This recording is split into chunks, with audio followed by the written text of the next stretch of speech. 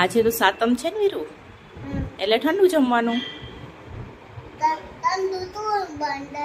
જો બતાવું હો તને. જો આમાં રોટલા છે, આમાં રોટલી છે, આમાં શાક છે, આમાં લાડવા છે, આમાં ગોળ પાપડી છે,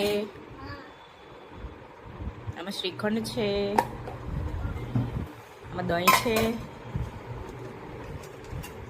આમાં ખીચડી છે, આમાં પૂરી છે, આમાં મેંદાની પૂરી છે,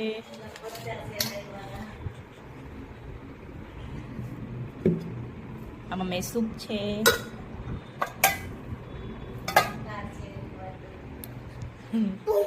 તારે શું ખાવું